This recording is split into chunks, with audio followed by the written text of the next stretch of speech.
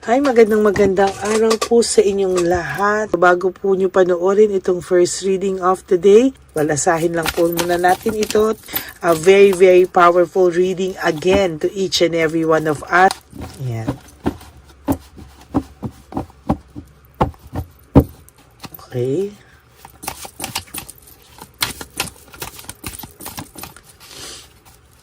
Okay. Pili po tayo ng 10.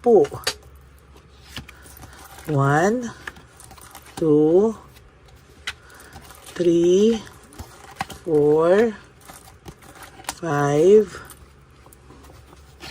6, 7, 8, 9, and 10.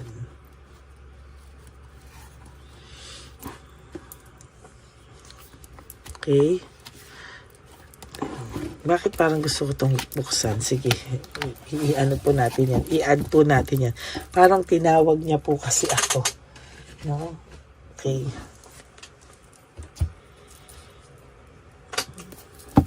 Sama po natin dito. So, this is 11 cards.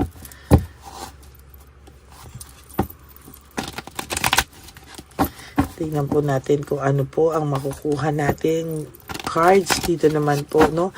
Ayan, kung makikita nyo po, talagang binabalasa ko po itong mga to, no? Yan, no? Kung makikita nyo po, binabalasa natin yan.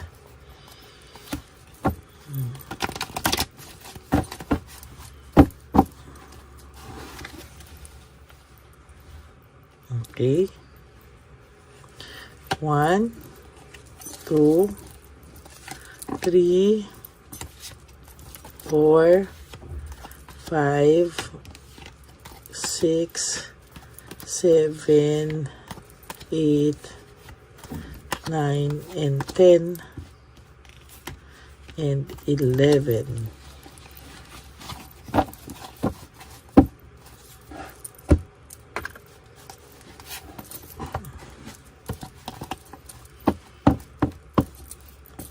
Okay.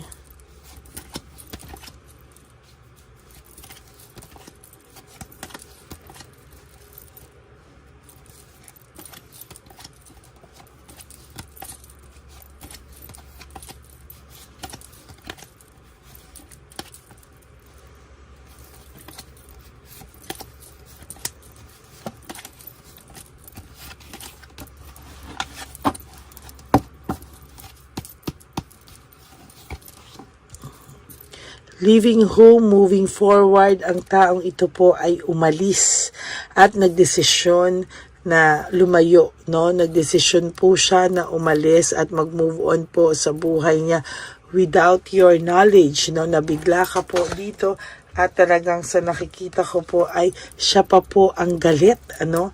Siya pa po ang naging galit at panay argumento po ang gusto nitong taong to. Parang siya pa po yung lumalabas na biktima sa nangyari sa inyo, no? Ikaw po ay naapektuhan po, no? Akala mo po ikaw talaga ang may kasalanan. Kahit alam mo, may clear mind ka na hindi po ikaw ang may kasalanan sa mga nangyari, pero kahit papano, ikaw po yung nasisi, no? There's coldness and bitterness, no? Marami pong mga tao na nag-impluwensya sa taong ito din. Marami pong tao na talagang naging matindi, no? Hindi po ito talaga naging matindi po ito at talagang sa nakikita ko po, hindi po siya naging maayos, no? Matindi po talaga yung kanyang mga advice sa kanya ay talagang maling-mali po, no? Ikaw po dapat ay mag-focus daw sa iyong sarili. Bakit? Kasi po sa nakikita ko dito talagang hindi po ito titigil, no? Hindi po ito magiging maayos ang ibibintang niya sa iyo lahat hanggang sa nakikita niya na ina-absorb mo lahat ng pagsisisi niya sa iyo, lahat ng nangyari, no? Kasi ngayon ina-isolate niya yung sarili niya. Why? Sinisisi ka niya, feeling niya chinismis mo siya, sinisiraan mo daw siya, no? Pinagbibintangan ka niya o pinagbintangan ka niya na sinisira mo siya sa ibang tao, no? To justify yung lahat, no? Totoo lang po ang sinasabi mo sa ibang tao. Yung mga kwento mo ay hindi naman kwentong barbero. Totoo po yung mga nabalitaan ng mga ibang tao tungkol sa kanya dahil yun naman ang totoong nangyari. Ang dami niyo pong unresolved issues, ang dami niyang emotional baggage, ang dami niyang unresolved issues sa'yo, no? Na hindi niya po maintindihan bakit daw hanggang ngayon dala-dala niya yung bigat, hanggang ngayon dala-dala niya lahat, hanggang ngayon dala-dala niya at hindi niya maintindihan bakit hanggang ngayon hindi niya alam kung papaano ang gagawin niya sa mga sitwasyon na to. Kasi to be honest with you po, araw-araw niya pong dala yung bigat ng ginawa niya sa iyo, no? Kung akala mo po masaya siya, kung akala mo po itong taong to ay naging parang wala ka na sa kanya, masaya na siya, talagang sobra siyang saya, hindi po, no? Araw-araw po, dala niya po yung bigat ng dibdib sa ginawa niya sa iyo. As a matter of fact, ayan nga po, fatigue and exhausted. Very exhausted po siya sa nangyari, no? Akala mo po nagmo-move forward na ito sa buhay niya. Akala mo po ito na nagmo-moving on or nasa moving on stage na. Yes, yan po ang pinapakita niya na nasa moving on stage siya. Pero the truth is hindi po, no? Malungkot po ito sa totoo lang, no?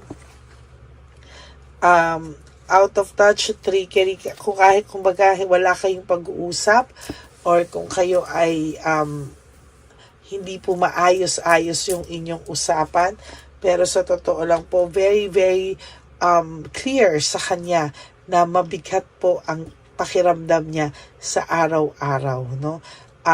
Para po siyang naaaligaga, hindi po siya matahimik, and very disorganized and overwhelmed po ang pakiramdam niya, no? Lagi po siyang may takot sa dibdib niya na paano one day, paano po kaya ito, no? Kung biglaan na lang ay hindi niya po alam kung ano ang mapaparating niya sa iyo, no? Kung ano po yung magiging dating sa iyo nitong kanyang pinagagagawa, no? Kung mapapatawad mo pa daw ba siya, kung galit ka pa rin sa kanya, lahat po, no? Ngayon naiisip niya po ito, naiisip niya po, very disorganized siya, hindi niya po alam kung ano ang mga susunod na mangyayari because wala rin po siyang direksyon, no? Wala pa po siyang direksyon, wala pa po silang direksyon ng third party, no? Magulong-magulo po ang isip nito at sa totoo lang very dissatisfied po siya and lack of inner joy, no? Wala po ako nararamdamang masaya ito sa buhay niya. Wala po akong nakikita na kahit papano ay may motivation siya because nakikita ko dito na no motivation, lack of passion, and uninspired siya. Yun nga po yung palagi kong sinasabi sa inyo na ang taong in love po, ang taong in love po ay masaya, no?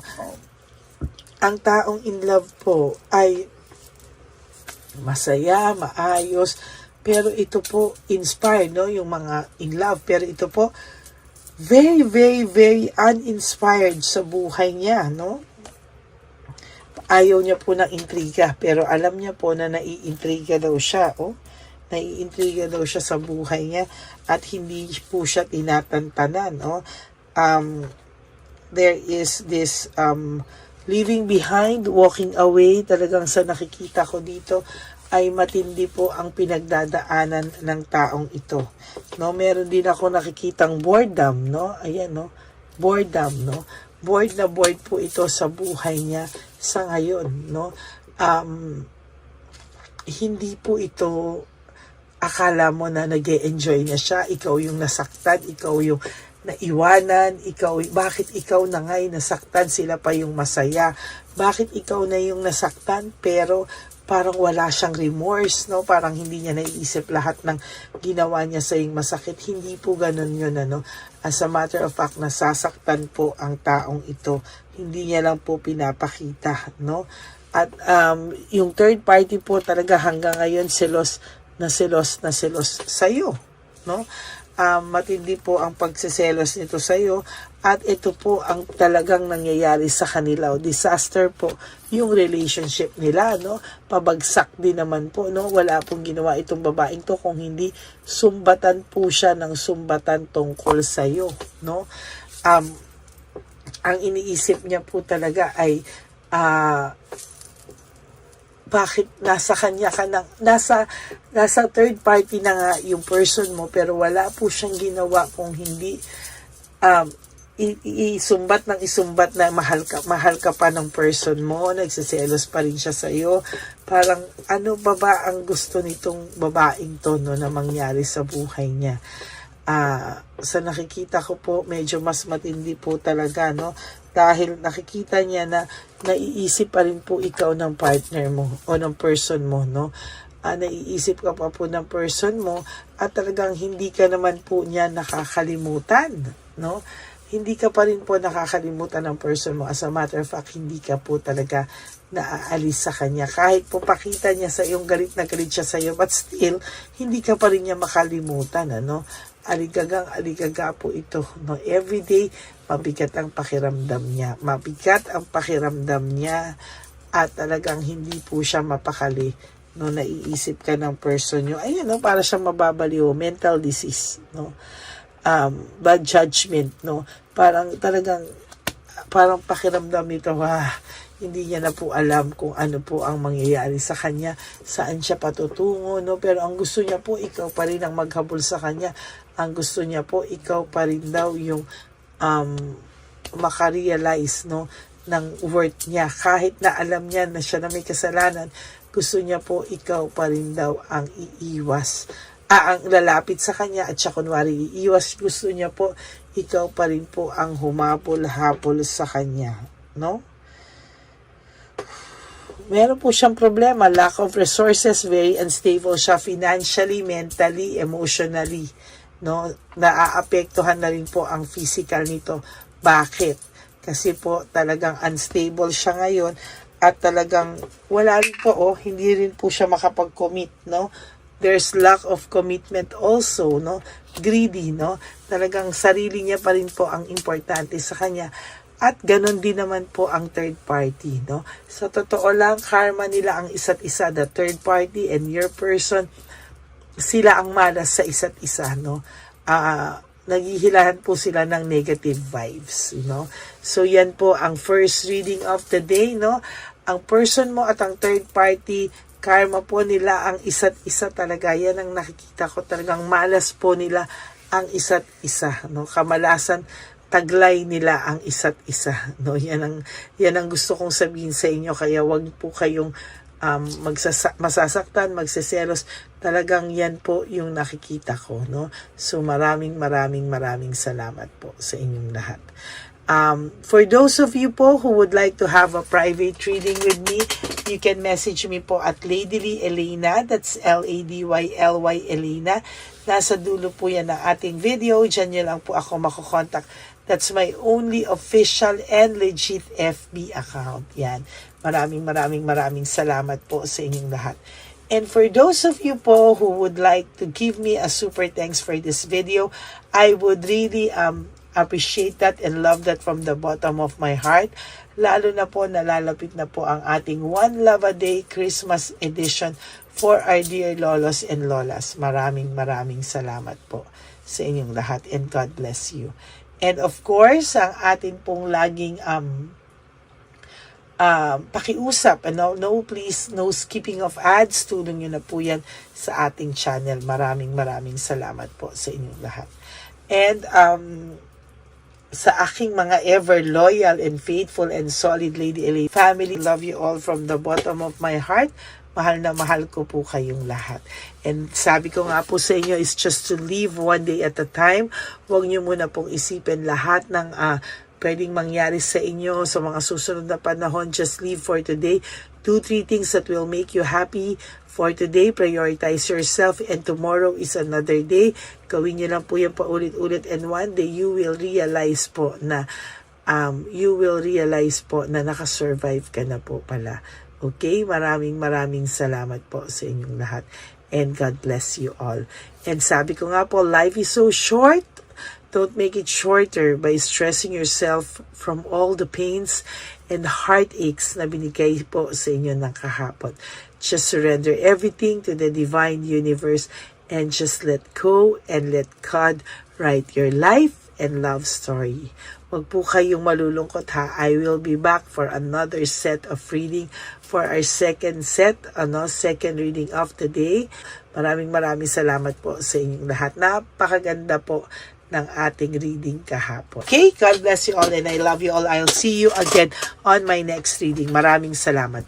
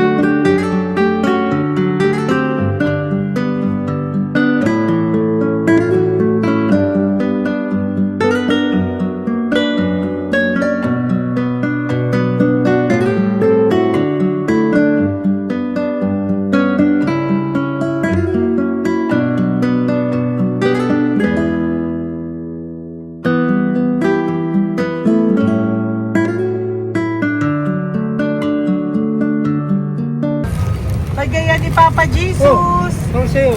Ito pa no. Go ahead. Pera. Wala na, that's it? Ito po pera. Ito pa pera, oh.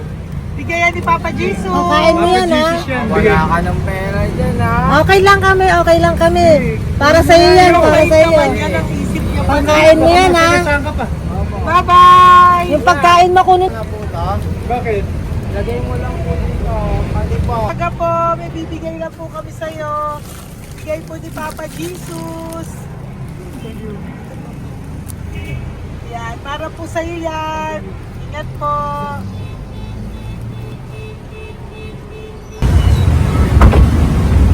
Magandang tanghali po. May bigay po si Papa Jesus sa inyo. Salamat po. Ito po. Salamat po. Sige siya po kayo sa Ampaw. Thank you po. God bless po, nanay. Apo. Pangalaman po. God bless.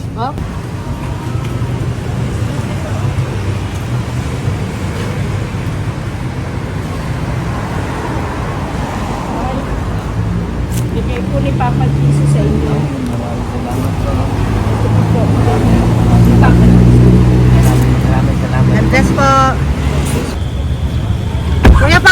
kuya na. Tayo ka ba nandyan? Hindi po. Dito po, nasa timpahan po. Ah! Sa music ministry. Doon ka nakapwesto. Opo. Sige po, bye po. Kapit po, inip.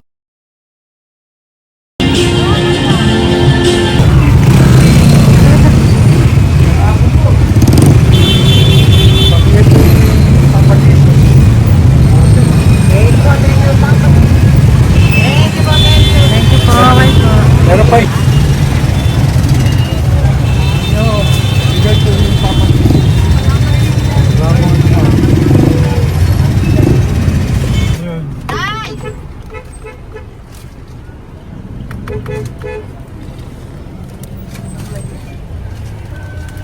Yun. Tay, para sa iyo po, bigay po ni Papa Jesus. Papa Jesus. Tay, bye-bye. God bless po, God bless. Para sa iyo po, bigay po ni Papa Jesus. Ayan po, bigay po yan sa iyo ni Papa Jesus. Thank you po. Amen.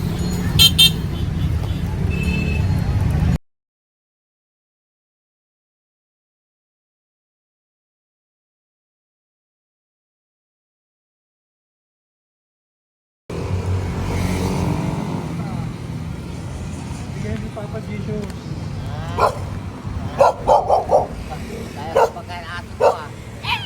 Madami mong aso, kuya. Alaga mo lahat yan? O, nagkait. Kaya sa isya, nasa niya iba? Kalagala. Ay talaga? Salamat po. Kalagala ko. E paano pagkain yan, kuya? Saan mo kinukuha? Sa tambay ko. Lahat. Ang dami. Ang dami niya pong aso. Oy, ang daming aso ni kuya. Sais. May nagbibigay sa inyo pagkain. Nangangalakal ako. Okay po. Tapos, Hayaan mo kuya, pag nadaan ako, bibigyan kita ng dog food dito, ha? oo. Dito ka lang ba lagi? Dito ako lang tutulong. Okay po, sige. Okay po. Marami din akong aso sa bahay, eh. Salamat po. Okay po. Isa. Kuya, pangkain mo yan, kuya.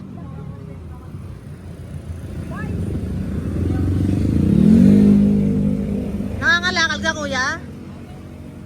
Sige po, thank you po. Maraming salamat, ma'am. May pagkain ka, nanay. Sa hirap ng buhay ngayon. Ba't nandito ka, nay? Tagasan ka ba? Yung arthritis ang sakit ko eh. Tagasan ka ba, nay? Sa plado eh. Sa Pladway. Oo. Okay po.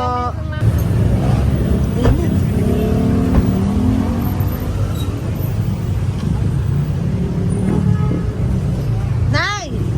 Bibigay ako sa'yo. Matandaan mo na ako. Ito. Ako po. Si tatay. Si tatay. Thank you, Nay. Habay po.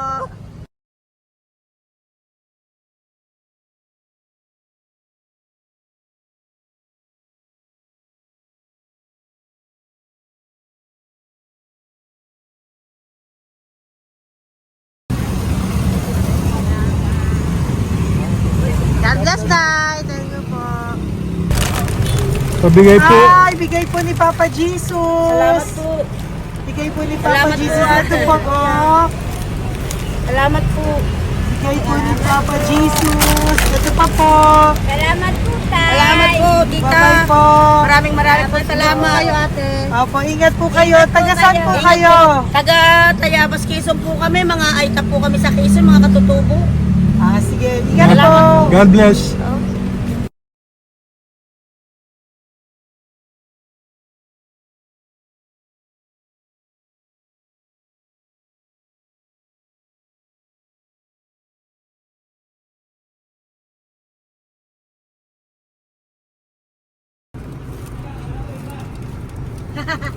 Tay, Tinatawag niya bigay po ni Papa Jesus. Thank you po. Ayan po. Sobrang Ang sipag mo naman, Tay. sipag niyo naman po. Kanina po kasi, taglagas ngayon, taglagas. Pang merienda niyo po yan, Sige po, ha? salamat po sa inyo. Tapos yung road bags po, Kala ko uwi niyo sino po. binubusinahan niya eh. Sige Thank po, you na bye-bye po. Thank you po. Salamat po. Bye-bye.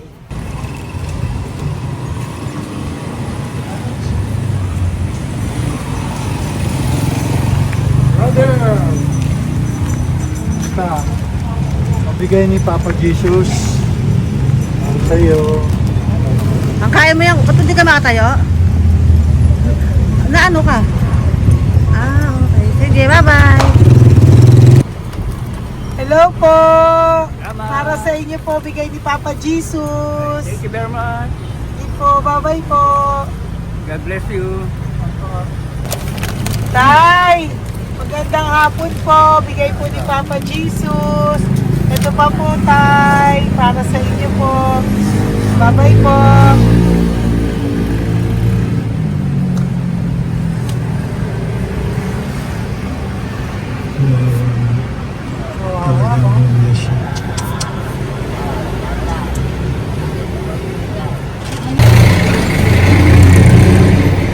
Ate! Ano lang, baka maano siya. Ito po, oh, bigay po sa'yo ni Papa Jesus. Ito pa po, oh, pera po. God bless po. Okay, saan ka po? Sige, ingat ka po, ah. Hello po, magandang hapon po. Ano po? Bigay po sa'yo ni Papa Jesus. Thank you, madam. Tsaka ito pa po, para po sa'yo. Salamat. Thank you po, ingat po. Thank you, ma'am. Sige po. Salamat. Akala ko, ma'am, bibili. Ay, hindi po, para sa'yo po yan. Bye-bye Thank you, po. ma'am.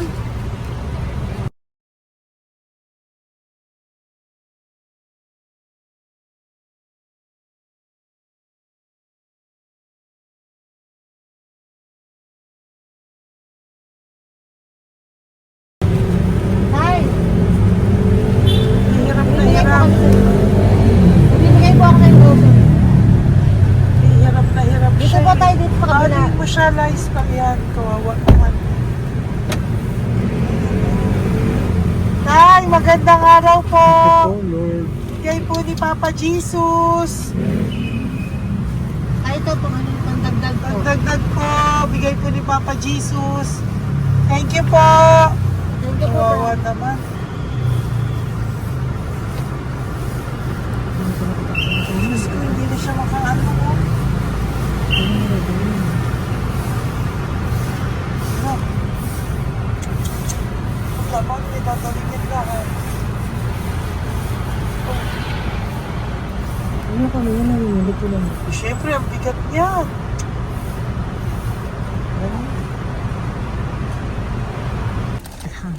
Kaya, bigay sa'yo ni Papa Jesus. Thank you po, ma'am. Ay, yung palinis po, ma'am. Hindi na po, okay na Thank you po. po. Ito po. Thank you ma'am. po. Thank you, sir.